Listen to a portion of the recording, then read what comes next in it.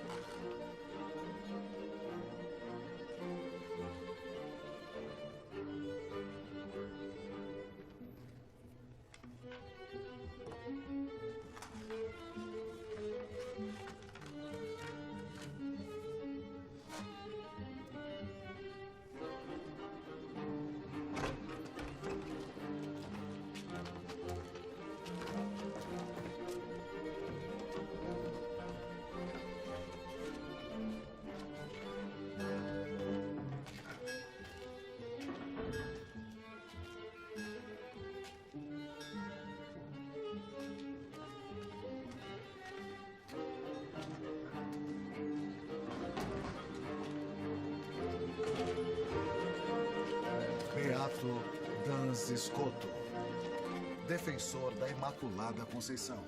Versão brasileira PKS. No espírito humano, intelectualidade e vontade não são coisas realmente diferentes. Mas a relação entre si é tal que, cronologicamente, o ato do conhecimento precede o ato da vontade.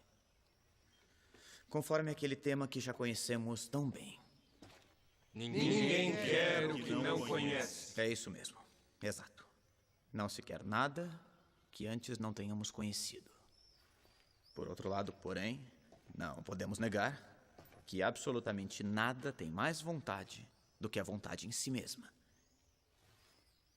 Qual é o doutor que afirma isso com autoridade? Gregório. Correto, e também Damasceno, mas antes dele. Agostinho. Muito bem, Guilherme. É ele. Bom, se está estabelecido que a vontade é que tem a primazia, me digam. O que é melhor?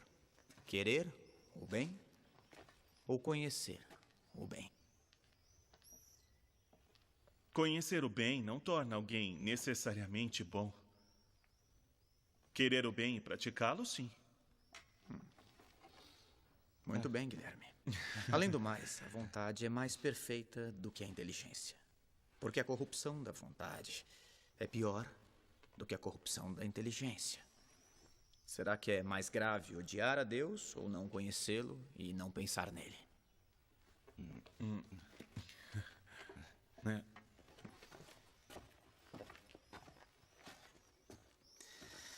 Justamente por causa da dignidade decisiva de nossa vontade, a responsabilidade das nossas ações é tão grande. Entendem? Qual é então a potência mais nobre? A vontade ou a inteligência? A vontade. É isso mesmo. Perfeito. Leia, Yassine.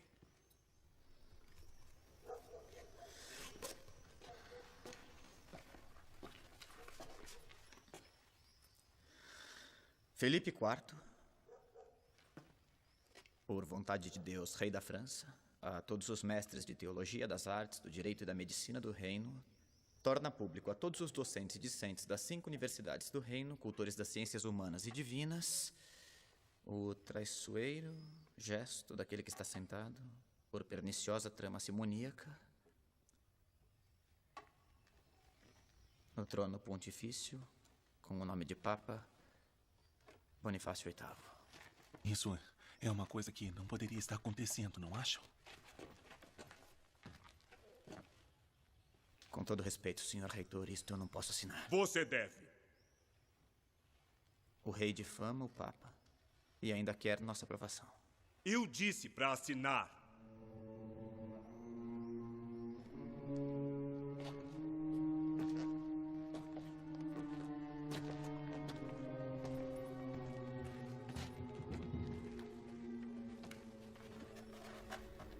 Para para manter a próspera unidade do Estado e extirpar pela raiz toda possível divisão e contenda, ordeno que todos os ilustres mestres assinem a presente declaração em sinal de solidariedade à coroa da França contra o detestável procedimento do indigno Papa Bonifácio VIII.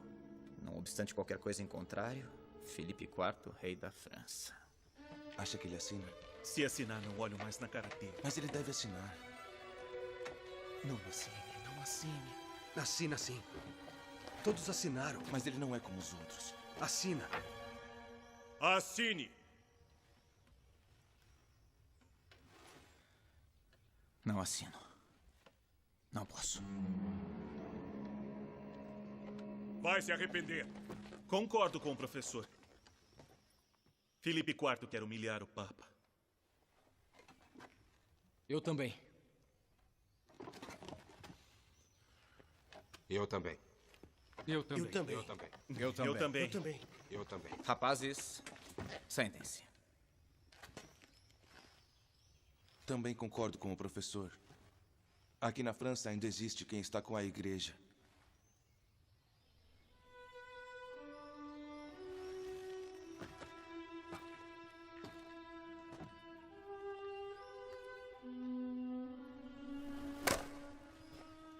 Que assim seja.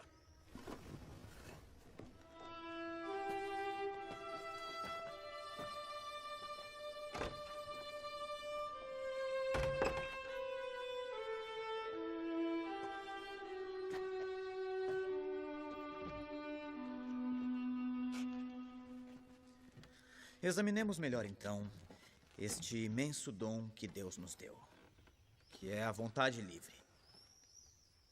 Me digam, é realmente verdade o que sustentam alguns mestres inovadores, que se não se pode pecar, não se é livre? Eu sei, é uma questão delicada. Basicamente é o mesmo raciocínio da serpente no Jardim do Éden, no livro do Gênesis. Mas o que nos diz a autoridade de nossos pais? Anselmo ensina que o poder de pecar não é liberdade. Não é sequer uma parte da liberdade. O pecar não tem nada a ver com a liberdade em si mesmo. Este foi o erro que eles cometeram, pensando que pecar era uma expressão de liberdade. Por que Deus teria nos dado a liberdade? Deus teria nos dado a liberdade, não para ofendê-lo e nos prejudicar com o pecado, mas para amá-lo e santificar-nos. Vocês entendem? O pecado não é a expressão da liberdade verdadeira. É exatamente o contrário. Professor, uma pergunta. Por que algo é verdadeiro? Só porque Deus assim quer? Isto é, só porque Deus quer que seja verdadeiro? Embora pudesse querer que fosse verdadeiro também o inverso. Assim, o falso seria verdadeiro. Absolutamente não. Guilherme, isso é nefasto. Se aplicasse às realidades humanas, um tal querer arbitrário que prescinde do bem como sistema de domínio, teríamos sempre efeitos devastadores com atrocidades e sofrimento para toda a família humana. Isto não se deve esquecer nunca. Por hoje é só. Oremos. Nós te agradecemos, Deus Todo-Poderoso, por todos os teus benefícios, tu que vives e reinas pelos séculos dos séculos. Amém. Em nome do Pai, do Filho, do Espírito Santo. Amém. Amém. Se alguém ainda tem dúvidas sobre os temas de hoje, pode me procurar no convento. Eu o atenderei em particular.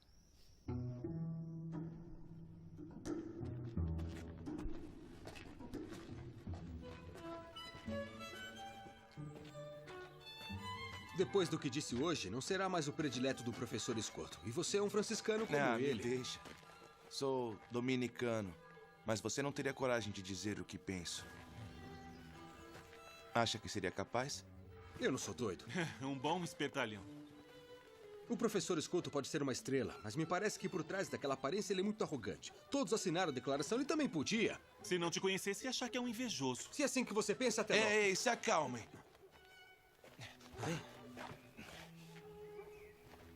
Eu proponho um acordo. Tá bom, vamos ouvir a sua ideia maravilhosa. Bem, deixemos pra lá. Não, vamos ouvir. Juremos que a cor diferente dos hábitos nunca nos colocará um contra o outro. Eu vou ser padre, isso não me diz respeito. Tem sempre um problema eclesiástico quando se usa o hábito. Tá certo, eu juro. Juramos sobre o que então? Ah, não é necessário juramento.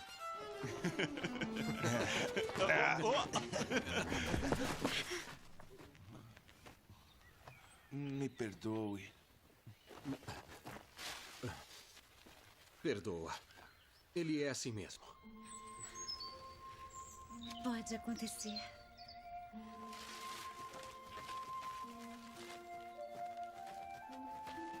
Na corda? Entrou em êxtase.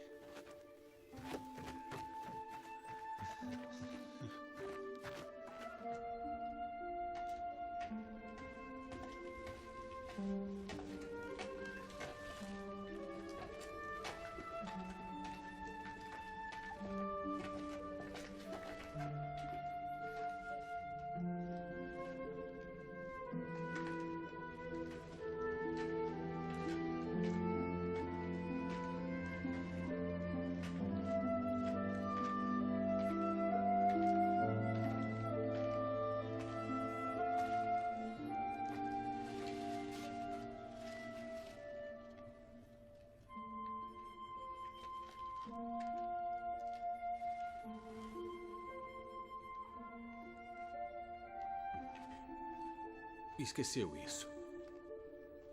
Obrigada. Também sou distraída. Não, a culpa é minha. Por que todos os dias vim aqui na igreja trazer flores? Eu já te vi outras vezes. São as irmãs que mandam. Trabalho com elas. Ah, sei, eu pensei que era a promessa. Está estudando para ser padre? Sim. Em breve serei.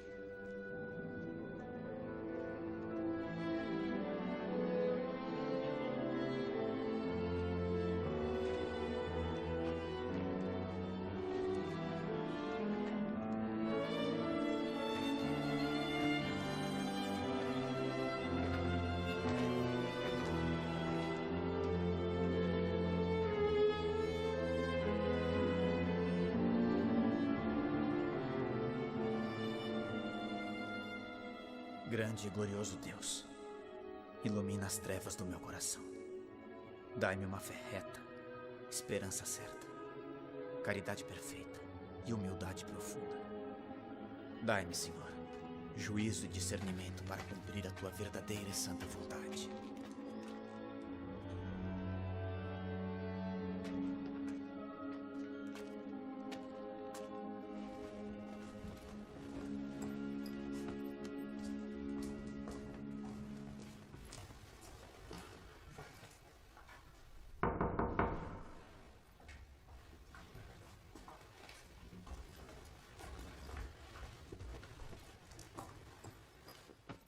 O professor está fora do convento? Não, neste horário ele está sempre na cela, concentrado nos estudos. Mas por que você está aqui? Por acaso quer vir ao nosso convento? Ele é meu professor. Preciso falar com ele sobre meus estudos. Ele está? Está sim, mas claro, claro. É que ele às vezes, ele...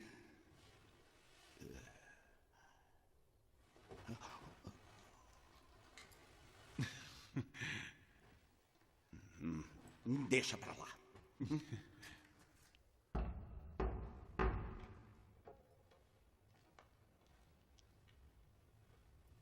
Com licença. Frei Guilherme, entre.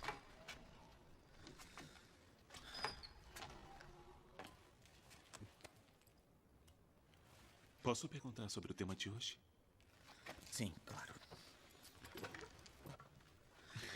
Estou ouvindo. A criação do mundo para Deus foi uma coisa totalmente livre, correto? Correto. E, ao criar, Deus poderia ter feito alguma coisa de diferente do que fez? Sim, poderia. Certo. Pois bem, Me parece que ele, sendo absolutamente livre, onipotente e transcendente, não pode ser limitado por nada. E nós o que sabemos? Não podemos limitar Deus aos nossos esquemas finitos. O ente infinito não depende de nada. E porque ele é onipotente, pode fazer aquilo que quer. E se Deus quer que o preto seja branco, o preto será branco. Se Deus quer que o calor seja frio, o calor se tornará frio. Se Deus quer que o falso seja verdadeiro, o falso se torna verdadeiro. Deus poderia fazer também o contrário do que realmente fez. Ele, enfim, me parece ser inconcebível. Ele está acima e além de tudo, também do que consideramos ser o bem e o mal. O que acha disso, professor?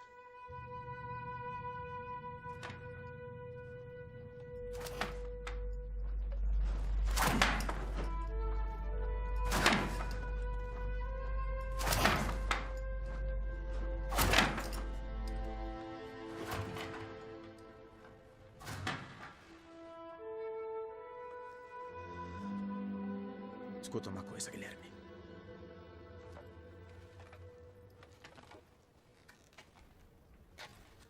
É justamente este o grave perigo de que falei na aula de hoje. Você deve distinguir bem. Deus, por acaso, poderia ter criado um mundo diferente? Sim. Mas não com uma ordem contrária ou contraditória à ordem do mundo presente. Toda ordem possível, de fato, enquanto proveniente de Deus, reflete a perfeição de Deus. Que Deus é vontade sumamente livre e onipotente é verdade, mas até ele tem um limite. Ele é incapaz de agir se não for na direção do bem e do verdadeiro.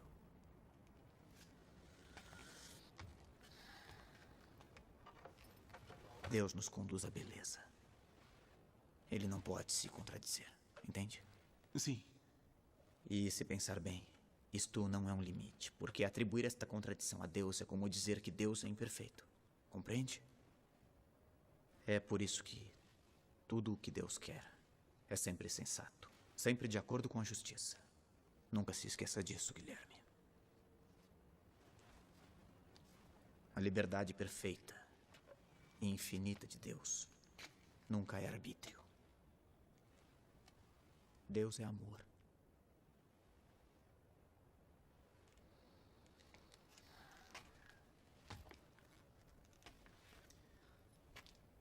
O Deus que você me faz lembrar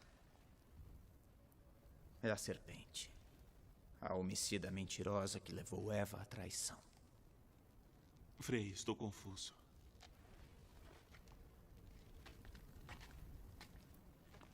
Guilherme, agora mais do que qualquer conselho meu, você tem que ouvi-lo. Contemple-o bem. Ele é a resposta às suas dúvidas. Ele é a resposta para toda dúvida.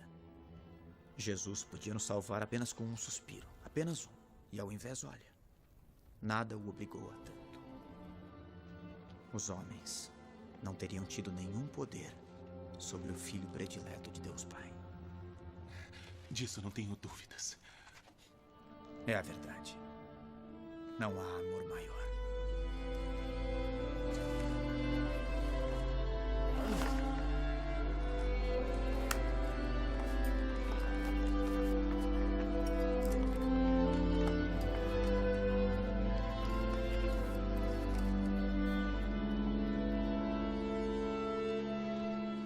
Mas, Frei João, é justamente esta vontade de sacrificar seu filho único que me parece tão absurda e arbitrária. É contra toda a lógica.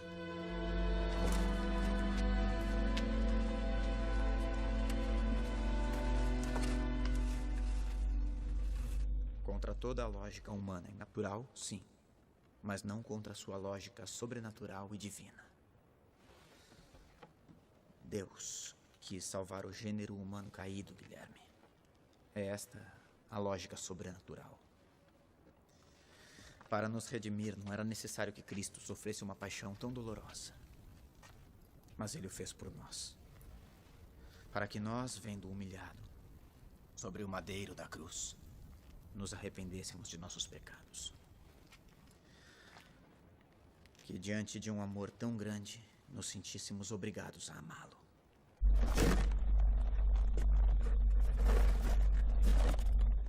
E diante deste nosso amor, não tanto por ele, mas por nós, que apenas olhando-o pudéssemos nos salvar e assim participar eternamente da sua beatitude.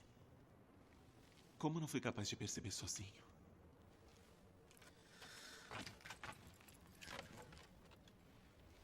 Escuta, Guilherme. Deus te deu uma grande inteligência, mas deve rezar mais e não apenas estudar.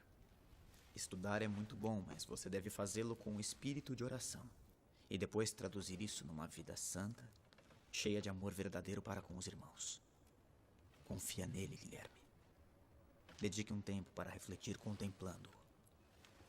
Há coisas que só se compreendem diante de muito amor. Perdoe-me, senhor. Perdoe-me. Hoje mesmo estarás comigo, no paraíso.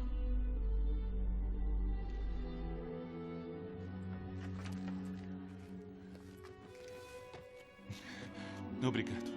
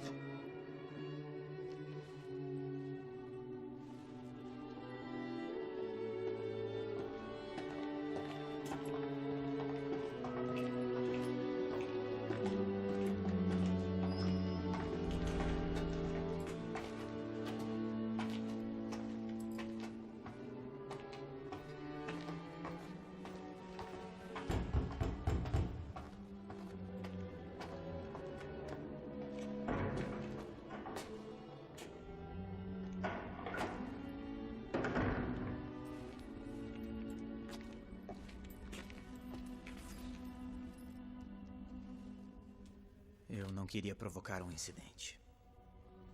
Tudo deveria ser feito com a maior discrição. A atitude dos estudantes ridicularizou o reitor e a notícia do que aconteceu circulou por toda a universidade. Mas eu tentei contê-los. Além do mais, você está em perigo, porque você não assinou a carta do rei contra o Papa. Toda a ordem franciscana está em grande perigo com a coroa francesa. Convém que você vá embora. Fique longe de Paris. Ou você irá a um noviço. Te acompanhará a Oxford. Quero que aproveite a viagem para testar a vocação dele. Eu tenho dúvidas. Parece um pouco tonto. Agora vai.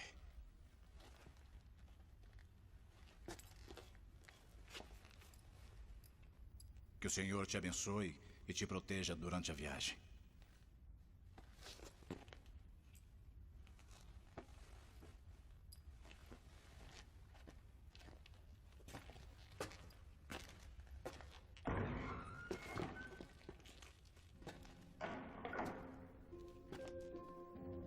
Francisco, eu gosto muito deste livro. Fala dos mártires cristãos. Por Jesus pode-se chegar a dar a vida. Lerei e o assimilarei. Você foi corajoso ao se levantar em minha defesa. Mas não devia ter feito isso. Guilherme, este livro fala sobre a beleza. Deus não é só bondade e verdade. Estude. Servirá para abrir os horizontes na tua reflexão.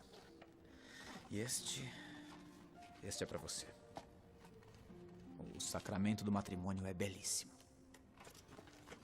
Por que me oferece um livro sobre matrimônio? Porque é preciso conhecer todos os sacramentos.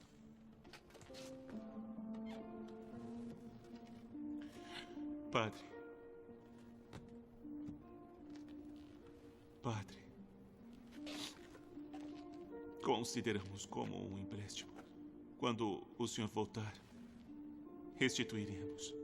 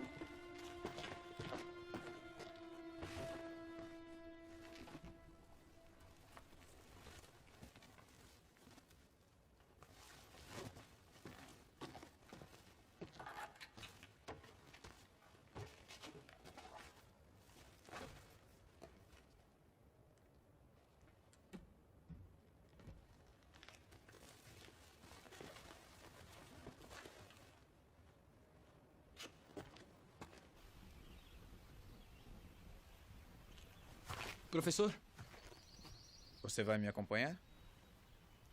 me dê sua mochila. De jeito nenhum. Cada um leva a sua. Leve pelo menos o cajado. Sim, isto sim. A viagem é longa. Vamos.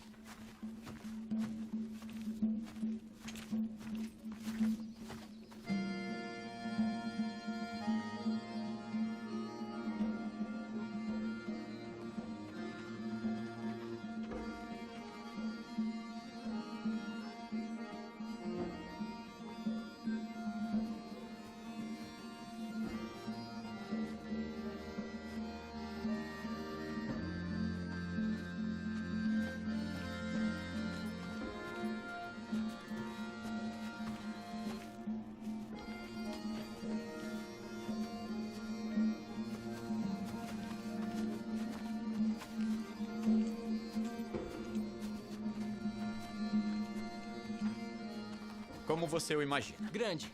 Grande? O quão grande? Grande como toda Paris. É maior. Como maior? Isso é impossível. Espere para ver. Muito bem, chegamos. Pronto? Agora eu tiro sua venda.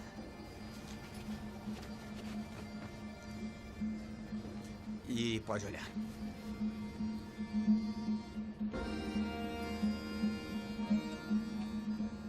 Isso é imenso. Não se vê o fim. E o que é que ele te lembra? Nosso Senhor, que o criou. Eu blasfemei? Não, ao contrário. Disse uma coisa muito profunda. Mas onde está a Inglaterra? Não se vê nada. É como o Nosso Senhor. Existe, mas não se vê. É preciso tomar um navio e atravessar o Canal da Mancha para chegar. Nós partiremos de lá. Os navios devem ser grandes para atravessar um mar como esse. Sim, tem navios grandes e pequenos. De onde você é exatamente? Sou dos Pirineus. E como chegou a Paris? Seguindo os frades. Seus pais sabem disso? Sou órfão. Os frades. Por que você seguiu os frades? Segui desde pequeno. Eles nunca me maltrataram. Foram sempre muito bons comigo. Mas só isso não basta para ser um frade. Para mim, sim. Eles eram felizes porque queriam bem. Jesus não disse para amar ao próximo? Disse sim, mas não é um amor qualquer. Não há amor maior do que dar a vida por um amigo. Conhece o Evangelho? Os frades me ensinaram a ler com o Evangelho. Sei todo ele de cor. Eu não acredito. Então faça um teste comigo. Muito bem, já que estamos diante do mar, faço uma pergunta sobre a água. O que disse Jesus à samaritana diante do poço? Todo aquele que beber desta água tornará a ter sede. Mas aquele que beber da água que eu lhe der jamais terá sede. Bom, então é verdade. Você sabe de cor.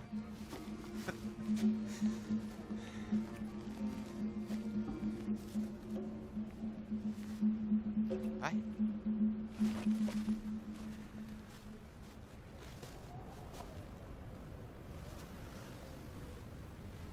E você, Angelina? Ainda tem sede? Não, Frei. Não tenho mais sede. Jesus está sempre comigo. Então eu lhe digo que a água que Jesus te deu será em você uma fonte que jorra para sempre, Angelina. Quando eu era pequeno, ninguém acreditava que eu pudesse ser frade. Diziam que eu era um tonto. O senhor tonto? Não existe ninguém mais inteligente que o senhor. Devemos tudo ao nosso Senhor, Angelino. Eu ainda me lembro o dia em que eu pedi para ser franciscano. Eu era só um menino. Não.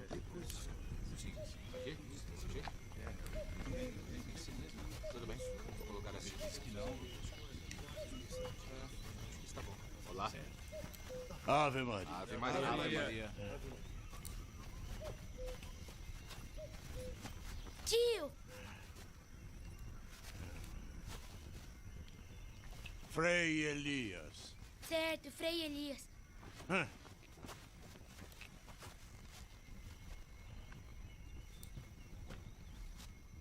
O que foi agora? Tô com medo. Não. Há um mês que me pede para falar com ele. E agora entra. Ave Maria. Ave Maria, Frei Agnello. Quem é esse garoto simpático? É meu sobrinho. Cumprimento. Ave Maria. Ave Maria. Ele quer dizer uma coisa muito importante. Oh. Então, uma coisa importante. Diga obrigado. Tome. Obrigado. Então diga, por que você veio aqui nos visitar?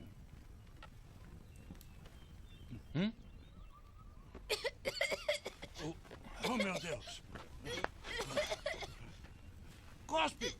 Cospe! João, cospe! Ai! João! João! João, vem aqui! João!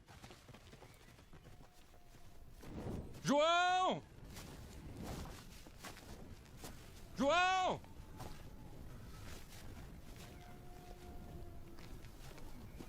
Mas quem é esse menino? É o meu sobrinho. Caramba! Como é que me deixei convencer? Onde foi se meter? Que besteira ele fez. Queria tirar da cabeça dele a ideia de ser frade. Mas ele me que atormenta. palavras, Frei Elias.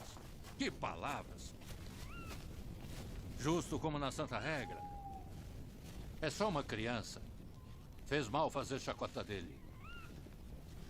Tem que tirar da cabeça a ideia de ser frade. Deus pode chamar quem ele quiser. Deus olha o coração. Não a inteligência, entende?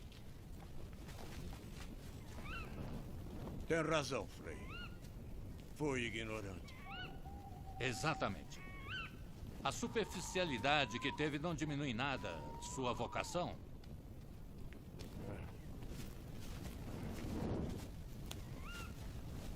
João! João! João! João! João, meu filho, onde você está? João! João! Irmãos, encontrei! Graças a Deus! Graças a Deus! Que maravilha! Graças a Deus! Vem cá! Viva! Ele voltou! Vem aqui agora! Frei Elias, calma! Onde estava? Ele estava dormindo numa caverna aqui perto. Frei Elias, venha comigo. Venha. Frei Elias, espere. Eu não sou seu tio.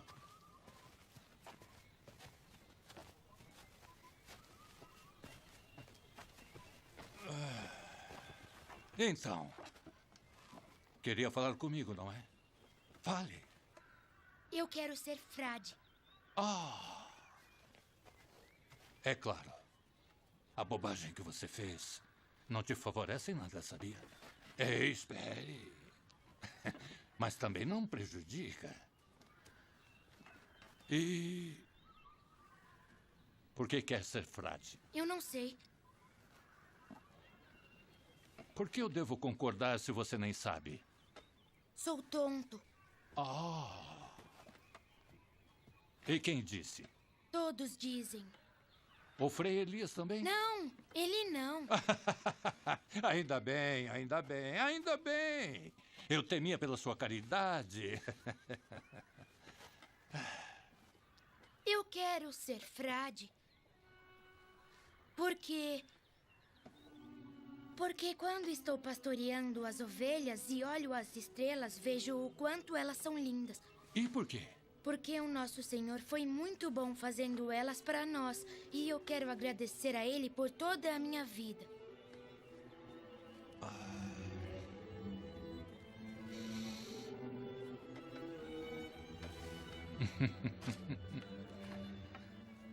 Tome. O que é? Essa é a regra do nosso pai Francisco. E por que dá pra mim? É sua. Ah, sim, é minha. É emprestada.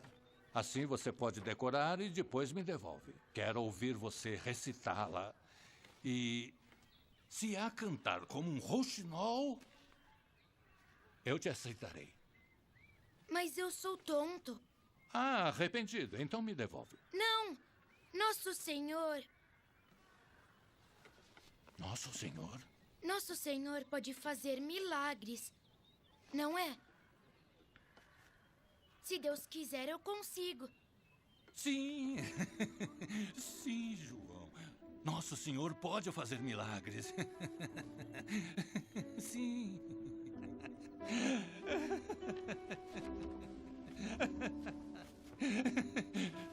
Pode fazer milagres, João. Pode fazer milagres. É um milagre. Que bom.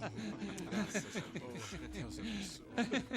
Pode fazer milagres, João. Que tal uma boa sopa quente para todos, hein? É isso mesmo.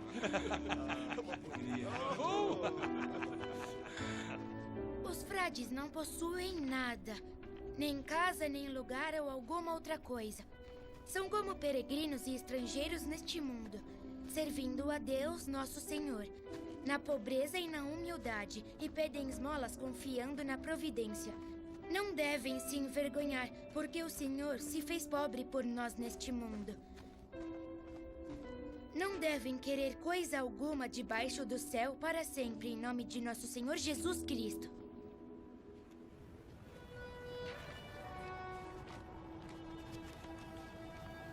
É a regra? É aquela regra? Eu não posso aceitar.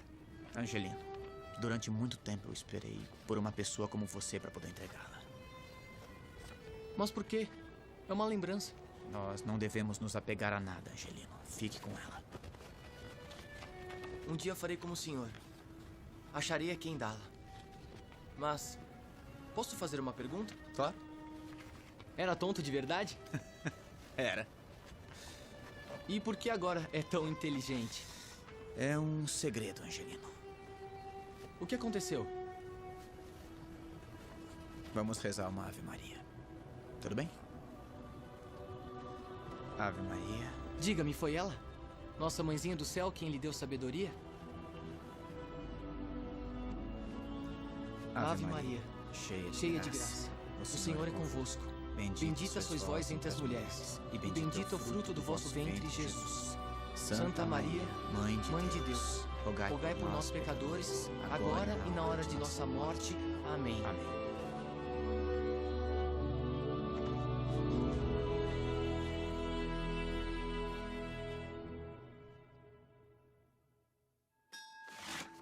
Paris, 2 anos depois. Ano do Senhor de 1305. Eu, Godefridos de Fontibus, grande chanceler da Universidade de Paris, sob o generoso patrocínio de Filipe IV, rei da França, em nome de Sua Santidade Clemente V, felizmente reinante, Concedo o grau acadêmico de mestre em teologia com licença para ensinar ao Frei João Danz Escoto, da Ordem dos Franciscanos Menores.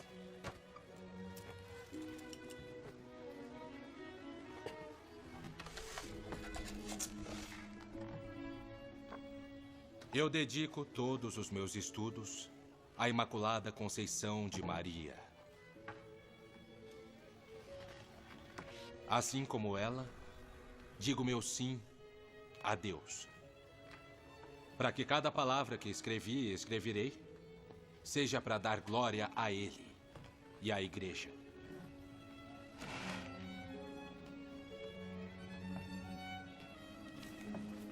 É sem precedentes a arrogância com que se coloca em discussão o padre Tomás de Aquino e outros tantos nossos professores. O senhor sabe bem que muitos professores são contrários à tese da Imaculada Conceição.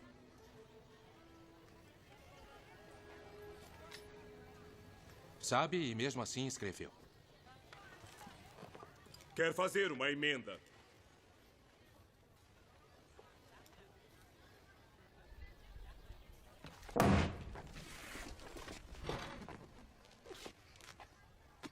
Então que ele seja afastado dessa universidade.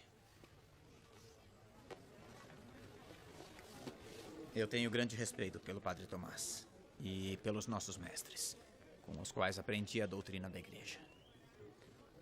Mas eles não são infalíveis como Jesus Cristo. Isso é verdade. Infalível mesmo, só o nosso Senhor. Eu acho que isso tudo é uma blasfêmia. Acalme-se, eu não estou apoiando nada. Não estamos no contexto apropriado para uma discussão como esta. Se os dois estão de acordo, será realizada uma discussão pública. Terão a oportunidade de lembrar a todos os que os mestres nos ensinaram. Aceitam? Certamente. Eu aceito. Aceito. Bem, quem perder arcará com as consequências dessa grande desonra. E por hoje terminamos. Vamos.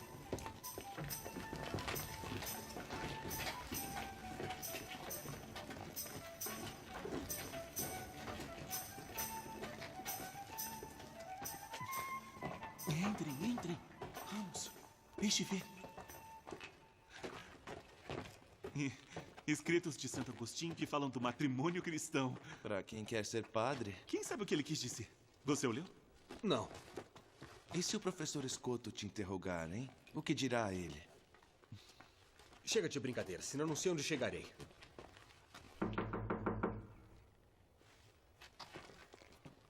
Ele não está? Vamos entrar? Sim, vamos. Deixo o livro e vou embora. Nós não podemos entrar assim na sala de um frade. Estará na capela? Então vamos ver. Eu vou embora. É um dos nossos ou quer ficar com o livro da discórdia? Que engraçadinho você é. Por que você não entrega a ele? De jeito nenhum. Que assim seja. Mas não me peçam mais nenhum favor. De acordo.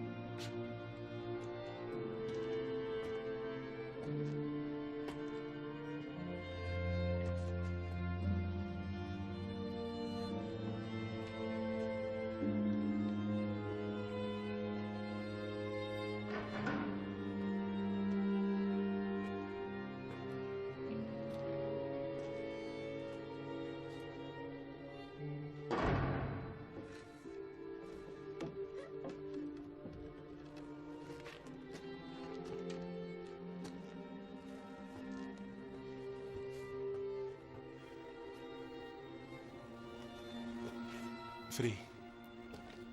Guilherme. Como prometi, estou devolvendo. E seus amigos? Foram embora. Se cansaram. E você? Resisti. Muito bem. Seguiu meus conselhos, então. Frei, como consegue rezar assim sem se distrair?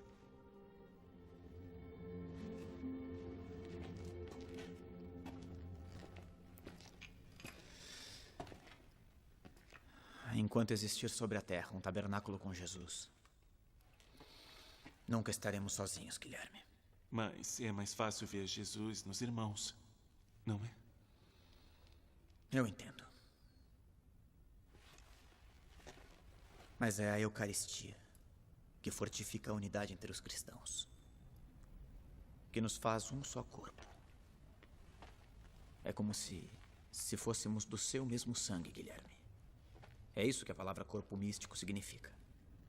Com o seu corpo e com o seu sangue, nos tornamos divinizados. Então convém concentrar tudo sobre isto. Não apenas. O que você disse antes não está errado. Se vivermos no amor recíproco, que coloca Cristo entre nós, e nos alimentarmos da Eucaristia, que faz cada um ser parte de Cristo, podemos sentir o Espírito de Deus penetrar em todas as coisas, em todos os seres, em cada um e no cosmo inteiro. Por isso, Francisco podia chamá-los de Irmão Sol e Irmã Lua.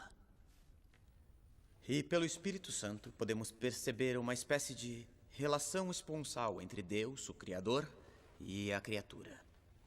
Porque o Verbo, encarnando-se, se faz criatura divinizando-a, Guilherme.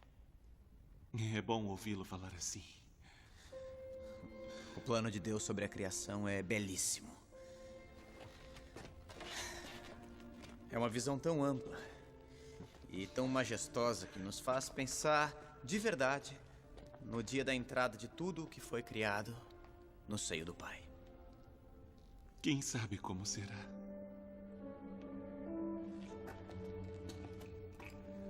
Podemos até intuir alguns sinais.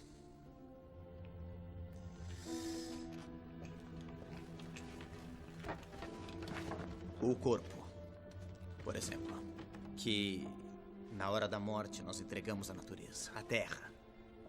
Nós podemos ver, nutrido como foi pela Eucaristia por toda a vida, como a Eucaristia da natureza. Porque uma vez que está no ventre da terra, nosso corpo, aparentemente transformado nela, em verdade opera misteriosamente como um germen de transfiguração da própria terra num céu novo e terras novas. Mas como nasceu este amor pela Eucaristia? Com a fidelidade. E depois com um desejo que crescia dentro de mim a cada dia. Padre, quero viver ardentemente isso.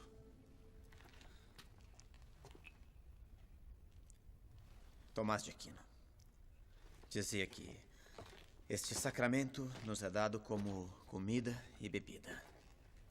Bom, se considerarmos que o efeito do alimento e da bebida produzido no nosso corpo material é sustentar, fazer crescer, dar prazer, da mesma maneira isso é realizado pela Eucaristia no nosso corpo espiritual. Mas o senhor ama ou odeia o Frei Tomás? Graças a Deus eu não odeio ninguém. Tomás é um dos nossos grandes mestres. Mas veja bem, nem ele podia conhecer Deus por inteiro. Você nunca se perguntou por que Jesus nos deixou a Eucaristia? Não. Eu sim, muitas vezes. E tem uma resposta? Na verdade, eu penso que Jesus deixou a Eucaristia para nos consolar com a amizade. Com sua amizade, nos tornamos parte do seu corpo místico. Somos outro Cristo. Frei, é belíssimo. Mas como fazer para ter certeza? Se Jesus pode dizer de um pedaço de pão, isto é o meu corpo, bem que ele também poderia dizer a nós homens, vocês são o meu corpo.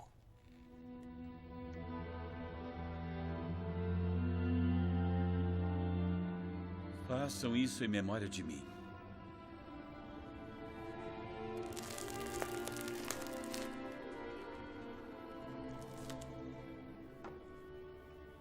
Mas, mestre, estas coisas não estão escritas nos livros de filosofia. A Eucaristia foi instituída para que nos tornássemos irmãos, Guilherme. Para que de estranhos, desesperados, dispersos e indiferentes uns aos outros, nos tornássemos amigos, unidos, iguais. Um só coração e uma só alma. Nunca pensei nisso. Quando estudava filosofia, eu ia à catedral. Havia lá um cantinho em que nunca ninguém me via.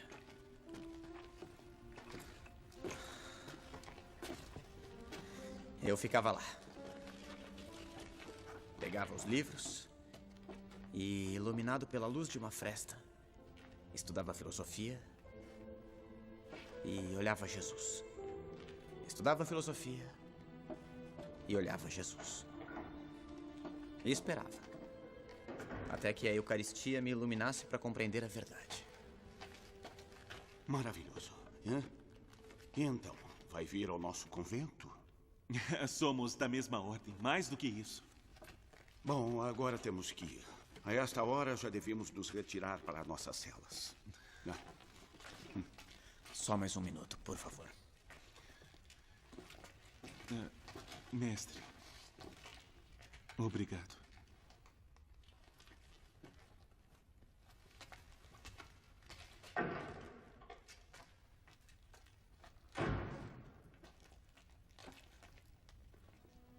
Jesus. Quando comecei a dizer alguma coisa sobre a Eucaristia, eu tive a sensação de que estava para dizer alguma coisa do Senhor, numa pobre conversa, enquanto o desejo me levaria a edificar-lhe uma catedral.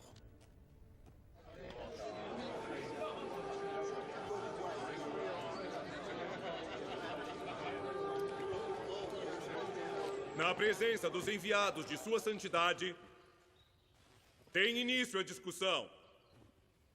Com a palavra, João Dans Escoto. Justifique suas teses.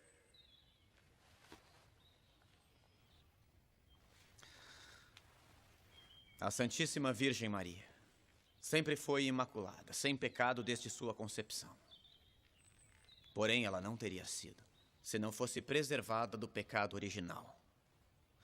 Jesus é mediador perfeitíssimo e a preservou também do pecado de Adão. Você já terminou? Por que não argumenta mais? Ele disse muito mais a nós. A regra seráfica diz para ser breve.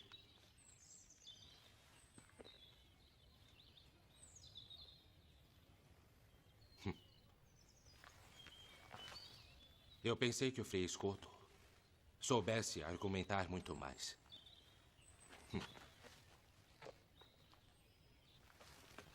Então os franciscanos ensinam a falar de forma tão pobre. Para mim é uma glória seguir a regra do meu pai, fundador Francisco, que por amor de Deus e da Igreja deixou tudo o que tinha para ser pobre e assim praticar o Evangelho de Nosso Senhor.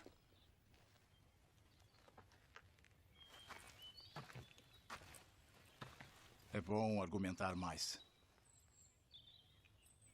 Parece necessário nesta circunstância. Frei, se o senhor me ordenar, eu continuarei. Então continuemos. Tenham seu argumento, por favor. Sem ofender ninguém. Existem 3 modos para demonstrar que Maria foi preservada do pecado original. Primeiro, já que Deus é onipotente, deve não só poder sanar os pecados, mas também preveni-los. Se apenas os sanasse, por exemplo, perdoando-os, não os sanaria de um modo perfeitíssimo. Devia fazer de modo com que ao menos um filho de Adão nascesse sem culpa. Por isso, ele preservou Maria. Segundo, Jesus, sendo um perfeitíssimo mediador, consegue, pelos seus méritos, afastar toda a pena de quem é reconciliado. Ora, o pecado original é uma pena maior do que a pena de não poder ver a Deus no paraíso. Porque entre as penas das criaturas inteligentes, a maior delas é o pecado. Portanto, se Cristo foi o reconciliador perfeitíssimo, ele devia fazer com que ao menos uma pessoa fosse preservada do pecado original. Terceiro,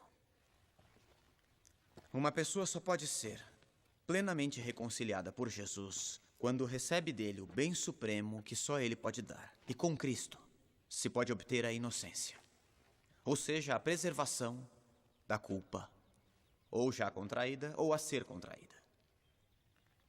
Ninguém teria Cristo como sumo mediador se ele não tivesse preservado ao menos alguém do pecado original.